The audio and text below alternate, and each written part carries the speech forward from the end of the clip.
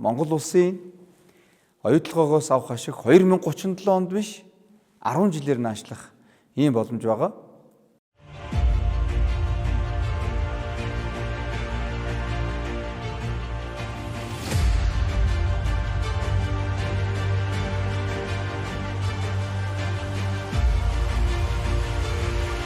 $5 тэрбум гаруй долларын хөрөнгө оруулалт хийхээр техник эдийн засгийн үндэслэл батлагдсан шүү дээ. Бодит байдал дээр бол энэ маань бол ер нь 6 тэрбум боллоо гэсэн ийм дүн гарсан байдаг. Монгол улсын засгийн газар оюу толгойн компани хоёрын татврын маргаан Англи улсын арбитрийн шүүхээр эцэслэн шийдвэрлэгдэхээр эх оны 9 сард шүүх хурлан товлогдсон.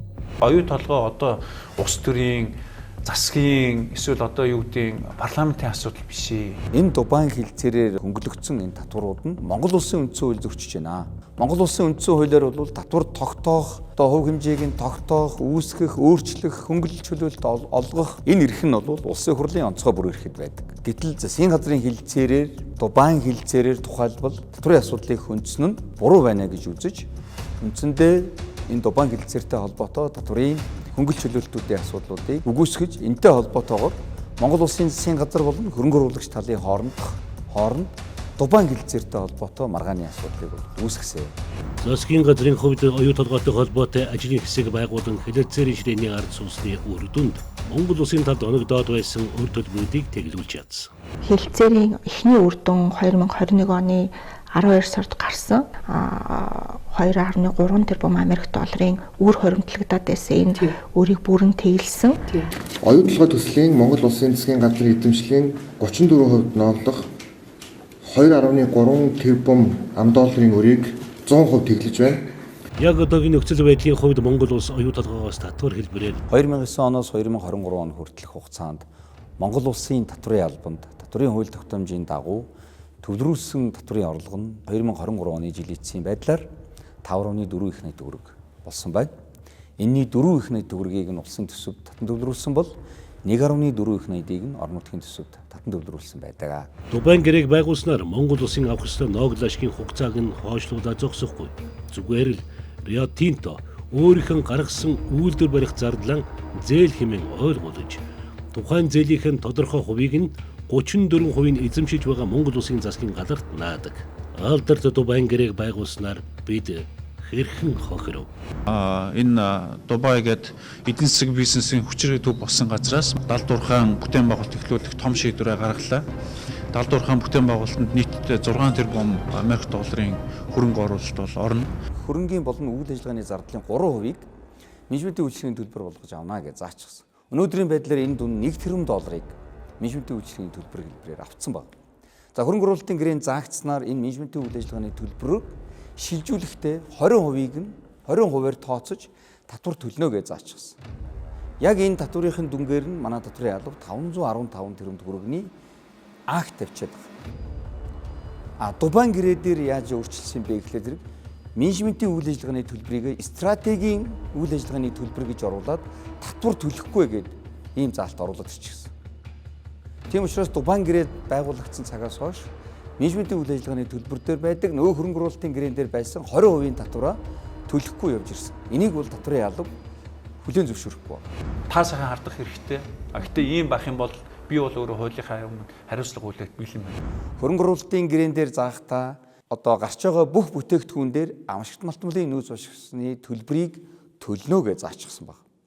Гэтэл Дубайн гэрээн дээр өөрчлөлтөө зөвхөн алд зис мөнгөн дээр төлнө. Бусад бүтээгдэхүүн дээр дагалдах бүтээгдэхүүний ашигт малтмлын нөөц ашигсны төлбөрийг төлөхгүй гэж заачсан. Мөн ялгаагүй Дубайн гэрээ засгийн газрын байгуулсан хэлэлцээр дээр татврын асуудал тусгах ёсгүй. Энэ бол улсын хурлын бүр эрхийн асуудал. Ийм учраас Монгол улсын татврын алба эдгээр одоо экспортлсон бүтээгдэхүүнүүдийн дагалдах бүтээгдэхүүнүүд дээр хийгдсэн гайлын лабораторийн дүгнэлтийг үндэслэж 100 тэрбум төгрөгийн татврын актыг тавьсан баг.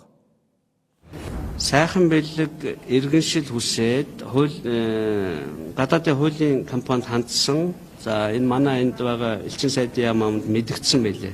Рио Тинто компаниас 2 цалбан бичиг ирсэн. 2023 онд эрүүлсэн хоёр албан бичиг дээр бол аль болохын татврын маргааныг эвлэрлийн журмаар шийдвэрлэе. Ер нь бол тохиролцъё гэдэг бичиг ирсэн. Оюутлогын талаас татврын акттай холбоотой асуудал, тэр дундаа татврын алдагдал буурулсантай холбоотой асуудлаар харилцан тохиролцох ийм хүсэл дуудаадараа ирүүлсэн. Энэ дээр татврын албыг толгойлж ажиллаж ирсний хувьд миний хувьд татврын хууль тогтоомжоор надад тийм эрх өгдөөгүй байна гэж үзэж энэ асуудлыг үгүй гэсэн. Маш энгийнээр ярих юм бол бидний авах ёстой ашиг 10 жилээр хойшлогдсон. Далд уурхад ашиглагдах 2 тэрбум долларыг зээлснээр Монгол улсын авах ёстой байсан ашиг нь 10 жилээр буюу 2037 он хүртэл хойш шийдэтлээ. Юуны ногдол ашиг анх 2009 оны гэрээгээр бол тавьсан байсан. Тэр одоо 2030 онд орж байгаа үедээ тэр тоог нь хэлж. Ногдол ашигыг өнөөдрийн тооцоогоор 2037 оноос авахар байгаа.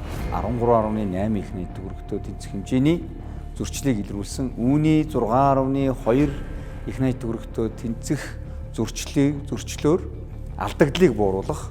За 6.6 их нийт төгрөгийн зөрчилд ногдох 1.3 их нийт төгрөгийн нөхөн төлбөр торгуул актыг тавьсан байгаа. Энэ татврын актын хүрээнд асуудал шийдэгдэх юм бол Монгол улсын оюутлогоогоос авах ашиг 2037 онд биш 10 жилээр наашлах ийм боломж байгаа.